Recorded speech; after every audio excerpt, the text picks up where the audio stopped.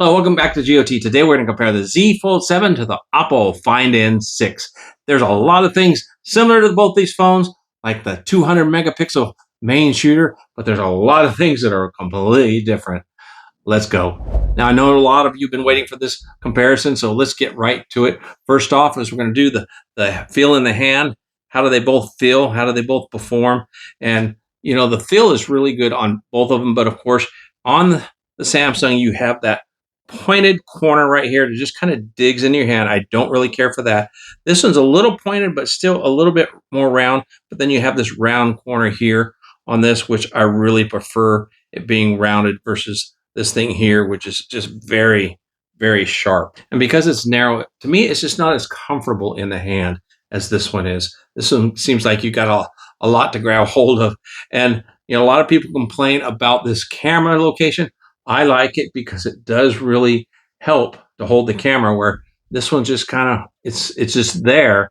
It's weird. You miss it, but, you know, you've got nothing to really kind of hold you steady from. And then, of course, both of them have the buttons on the side. You have the touch screen right here, or touch power button, and touch power button on the Oppo as well, and the rocker arm. And then the Oppo has that extra button right there. Now that extra button, kind of like what Apple did, they started it, I think, and now they're putting the extra buttons on there, which for some people it might be handy. I've never used it. You know, I really don't have a need for it because I think everything else is just available, and I'm used to programming the power button to do what I want. But it is a nice added feature if you want it. They both are really slick as far as these hinges go.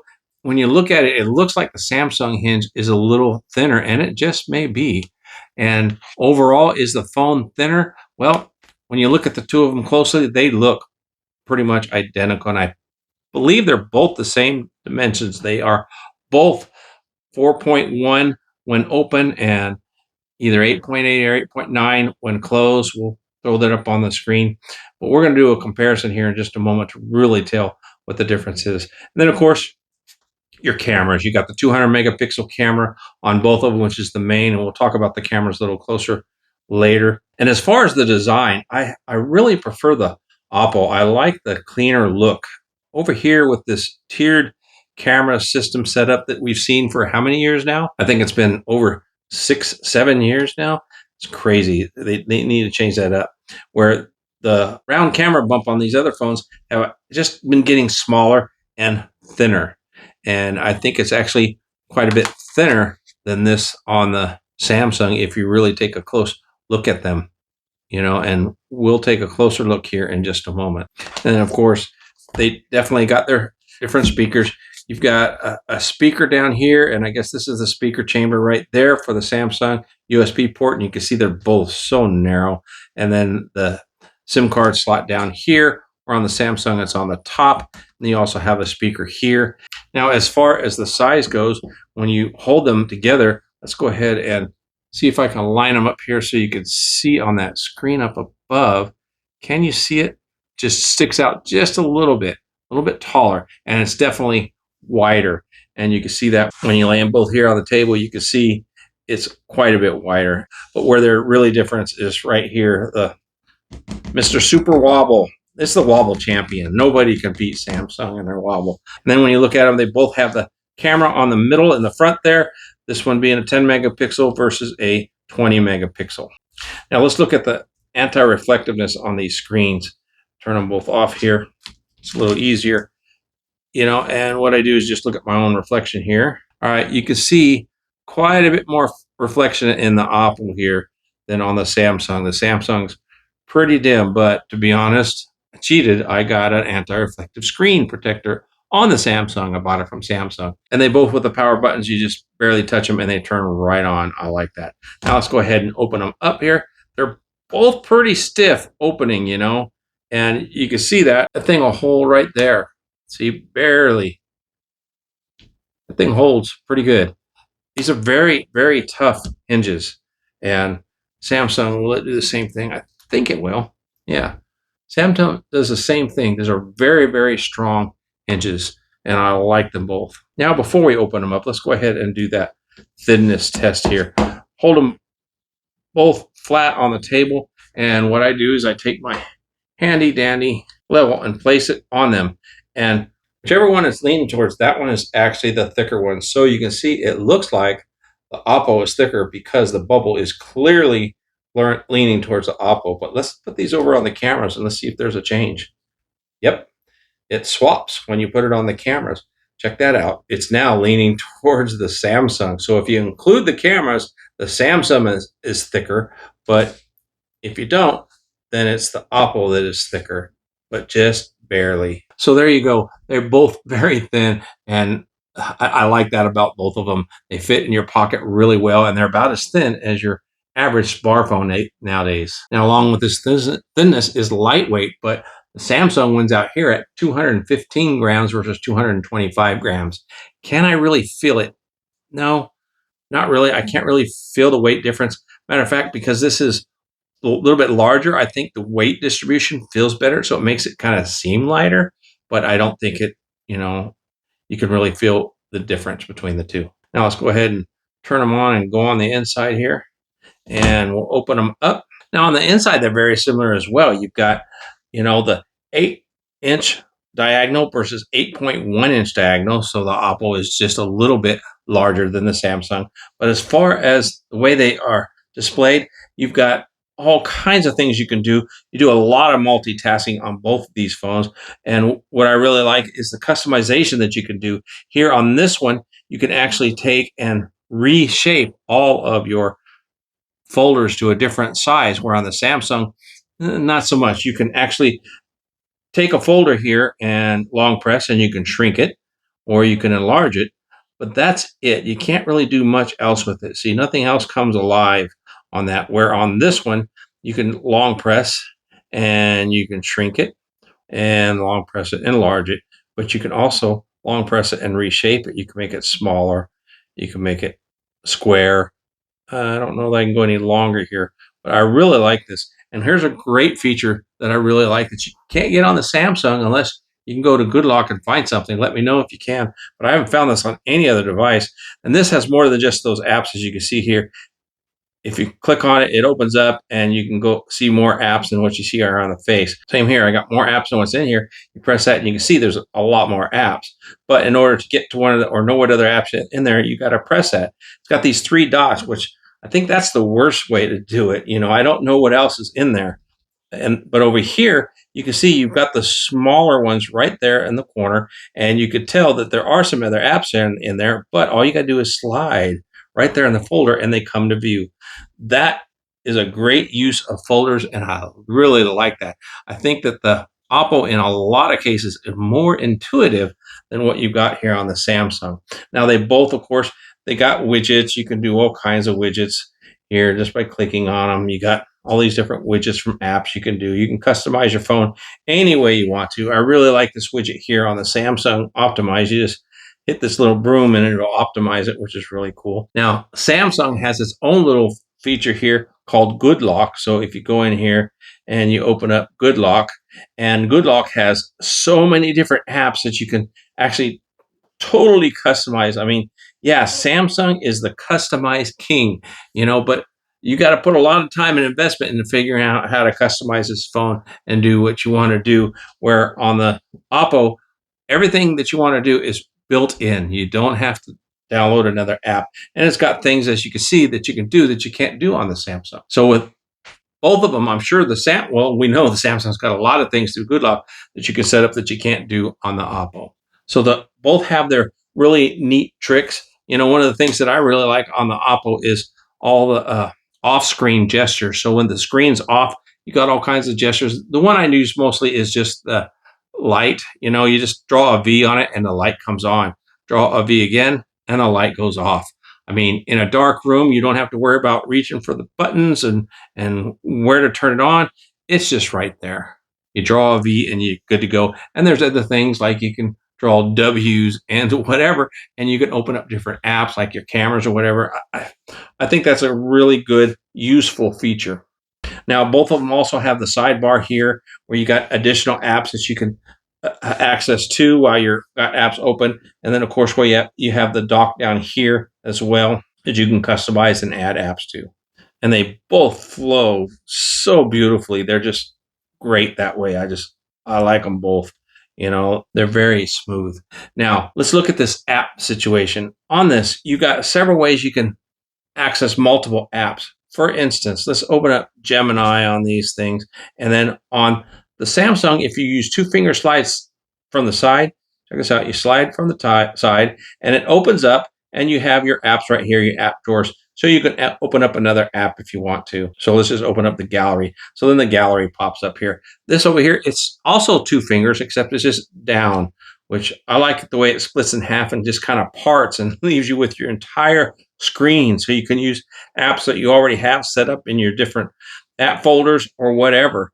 I like that better. Let's just open up Play Store. So now I've got two apps side by side on both of them. I think that's great. And if you want to, you can hit the center here and you can save the apps. Here it's the star and star on that one. And you can save them as parent apps and it saves them on your main screen. Now you can also tap this, as you can see right here, and you can swap sides on both of them. You know, you can do that. And then you can also go top to bottom here. Check this out. This one's top to bottom. Now, where it's different over here, it doesn't allow that. Look at this, top to bottom split, but they go to full size apps. I don't care for that because if I wanted two full size apps opened up, I could do that. So let's say that open up that one there and open up my calendar. And then let's say if I'm in my calendar, but I want to go back to the other one, it's the same thing as touch, you know, it's just as quick as doing the split, you know, but I don't care for this top to bottom split on this one. You know, to me, it just seems kind of strange. So let's just get back to the right left split view. So there you go. So right and left, and let's swap this one. So now you got two apps open. So now over here, you can open up a third app just by opening up this, and let's take the internet here, for instance, and you can put it down here. Now you have three apps open all on the same page. Over here, it's a little different.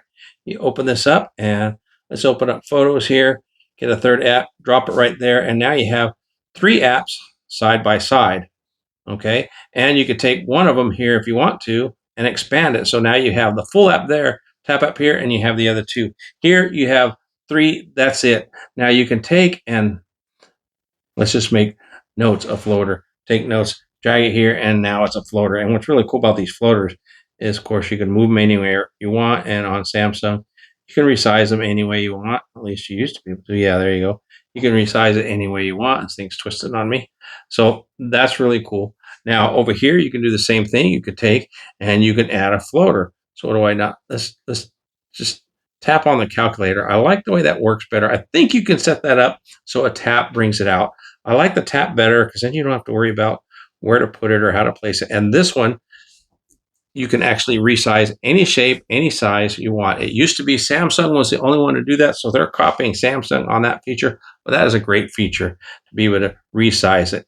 Now, I've got an app over here from before. I got two apps. I got music and I got my remote app here. See how they just kind of swapped? You can add a floater here and you can add two more, okay? And when you pick one of them, they just swap places here. And as far as a remote goes, you don't have an IR blaster on the Samsung, so you can't do a remote here. But on this one, if you want another floater, let's open up Audible and make it a floater. Let's see what it'll do. There, now you got Audible as a floater here. So you got two floaters and three apps open. So that's a total of 5. Well, it'll let me do another one. Let's check it out. Open up the app drawer here. And let's take the calculator and see, can we float the calculator? There we go.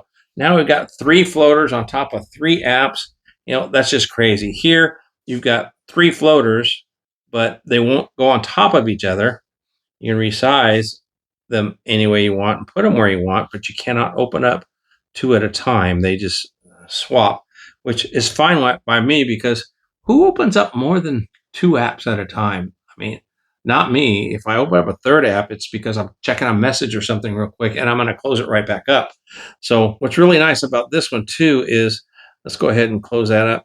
If you have this third app, you can actually take all 3 apps and you can expand them. See there, and then expand this one right here. Now you've got all 3 apps full size. That's crazy.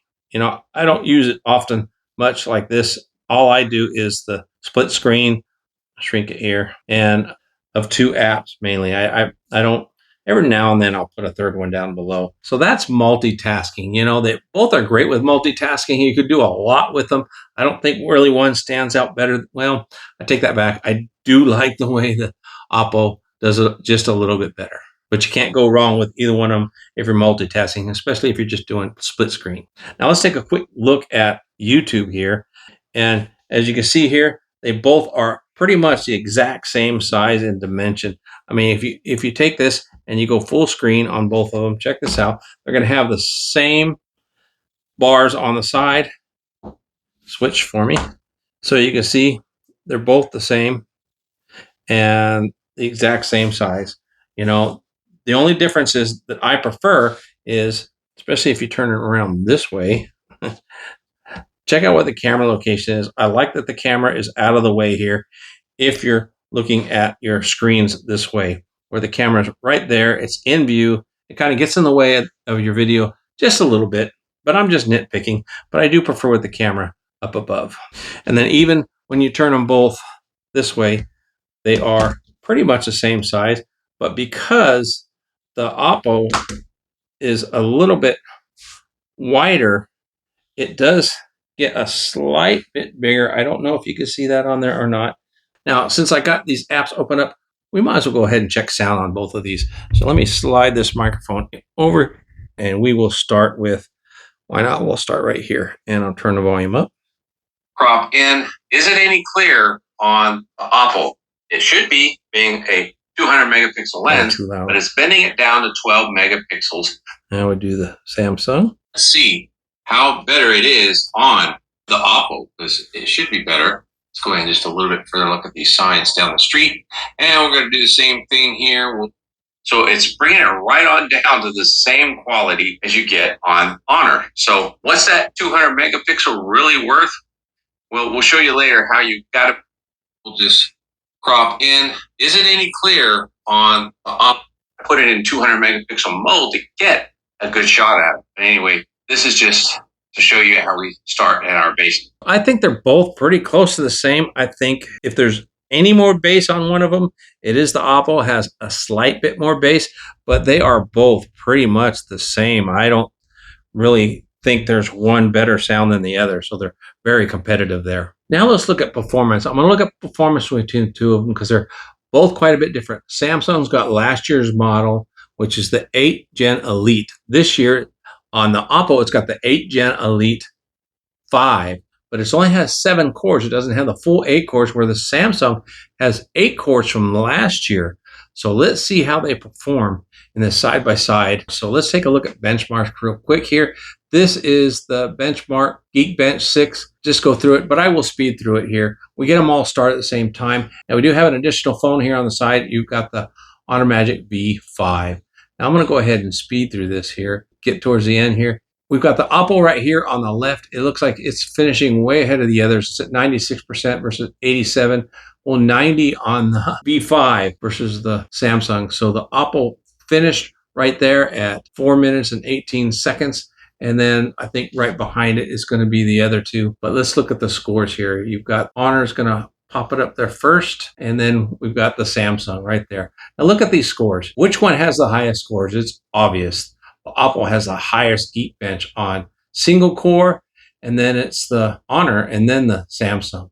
And you remember Samsung has that Samsung Extra Turbo boost, but you're not seeing that here. And then on the multi-core, Oppo is still ahead of the two of them. Just barely, though. Samsung's right there behind on that multitasking score. So do a performance test. Who do you think would win? You would think it would go the way it's lined up here. You would think that the Oppo first, Samsung second, and then the Honor. Well, let's do a real-world performance test, because this is not real-world. This is just Geekbench testing or optimization. Now, before we do, I want to show everybody putting the Oppo Find N6 onto high performance mode. Now, with high performance mode, you think it's going to really perform a lot better. We're giving it its best chance by putting on high performance mode. So it should really outperform everybody else, because it wasn't set when we did that Geekbench. So now that it's turned on, is it going to score higher, or is it going to do better in a real test? And as you can see, I have the Honor Magic on performance as well. Samsung doesn't have any setting, so we'll just leave it where it's at, and let's go ahead and start this test. So what I do is, you can see here, I use InShot on all of them, and I'm grabbing the exact same clip on all three, and we're going to have it actually export that clip in 4K on all three at the same time and see who does best.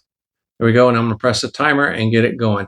Now we'll just watch the three of them go, and as you can see, it looks like the Oppo is really taking off, but so is the Honor. It's right there with it. The Samsung's falling behind just a little bit, but look at that Oppo go, and the Honor is actually right there with it, actually going past it. So let's speed through this a little bit. Let's go about halfway through. As you can see, we're at 52% on the Honor, and the Samsung's at 44, and the Oppo's at 42, 43. It's behind them. So the Oppo, so this is actually working in reverse of what we saw on those scores. What? So let's keep it going. Let's go ahead and speed on through a little bit more until we get one of them finished. And as you see, the Honor, that was already in the 90s, where the other two are still in the 70s. So let's get going. The Oppo finishes right there at 2 minutes and 24 seconds. And we've got the Oppo, well, that was the Honor that finished first. The Oppo is at 70 still, and the Samsung is in the 80s. So what's going on here? You've got the newest chip is in last place. Well, is it because it's 7-core? No, it's because the 5 Gen Elite throttles a lot more to try to conserve power and heat, and that just at the cost of performance. So we've got the Samsung that finished first, 35 seconds after, about 36 seconds after the Honor, and then another 14 seconds later, almost 15 seconds, is the Oppo. So the Oppo's last place. So it was actually reverse of what the Geekbench was telling us. So benchmarks don't tell the whole story. And again, this is just part of the story, and you've seen it in all my videos. And why did I put the Honor back in there, the Honor V5? It's still the champion. And for me, I think that the V6 won't beat it because it's got that 8 Gen Elite 5 in it. And I don't think it's going to outperform unless that new cooling system they have in there will keep it from throttling, and then it might be able to outperform. But right now, Honor Magic V5 is the king of performance. Now, since we're still on performance, let's go ahead and look at charging because, of course, doing all my tests, it drained the battery on the phone. So let's go ahead and see what happens when you plug them in from 0. Let's see who wins this one. So I went ahead and turned them on, and then I started the timer, and we'll see what happens. It takes a while before they actually get booted up, or you can actually boot them up, when they're at 0. So we jump ahead about to 15 or about to 18 seconds, then they all start to show some form of power.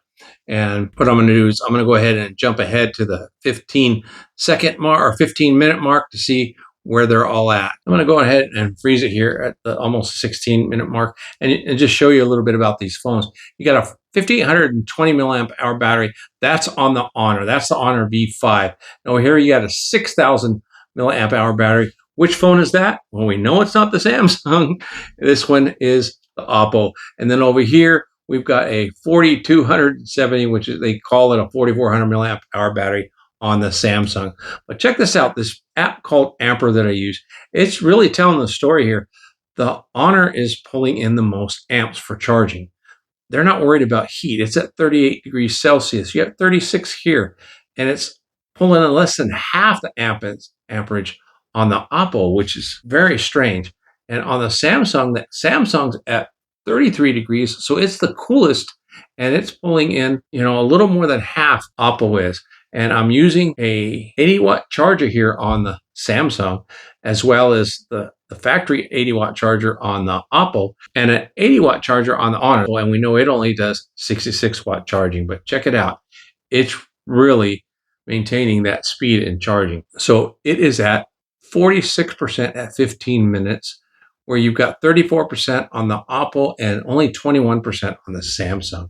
So even though it looks like it's charging a little more, pulling more, it's charging slow. I just wanted to verify here on the Oppo, you could set it for rapid charging. I didn't have that on the first test that I did against, what was it, maybe the Honor, but it does have this setting. Turn it on to make it charge faster. Let's see how much faster. I think with the Honor, it took an hour and 14 minutes. We're pulling more amps on the Honor, and we're at 83%. We're at 56 on the Oppo, and we're at 44% on the Samsung. So that 30 minutes to 50% you hear from all these phones, well, Honor really exceeded that. Oppo exceeded that as well. It's at 56, but the Samsung not quite there. So let's go ahead and move a little bit further. And I think I kind of missed it. I came back at about 40 minutes. And when I did and booted them all up, you could see that the Honor was already at 100%. And on the Oppo, we're at 74% and 61% on the Samsung. And then right at an hour and 1 minute, the Oppo finishes, okay? It took about 13 minutes off of its speed time by turning on that faster charging, but still nowhere near what you would get on the Honor. Now, Oppo against Samsung. Oppo did it in 1 hour and 1 minute. Where's Samsung at? Sam's at an hour and 34 minutes. So think about it. It's got the smallest battery, but of course, it's got the least amount of charging at 25 watts. Now, I got to give it to Samsung. They do a great job of making the battery last, but still, it's not going to last as long as a 6,000 or a 5820 milliamp hour battery. Because when I do take these out and I do my shooting, this thing drains really quick compared to the other two. Now, one of the advantages that Samsung has over the Oppo or any other foldable is the fact that it has a whole lot more accessories available to it. You know, it's very hard to get something, but I found just recently that the Oppo, you can get cases for it right off of eBay, and there are a lot to choose from, and I'm really liking this one.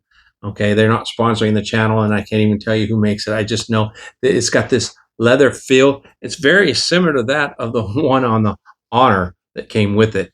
And what's really cool about this one is it is also MagSafe, or has that magnet attachment for charging. I love that about it. So all that to say, there are becoming a lot more accessories, especially on eBay, for these phones. Now, it does take a little bit longer to get them. Take, I think, 2 weeks, but this one was very well worth it. I believe it was only 26 bucks. Or to get this one for the Samsung, that's like $76.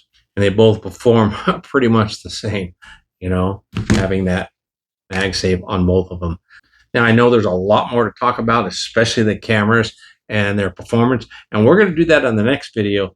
Now, if you haven't seen the Oppo go up against other phones like the Honor Magic V5, check out this video here. Until next time, have a wonderful day, and God bless.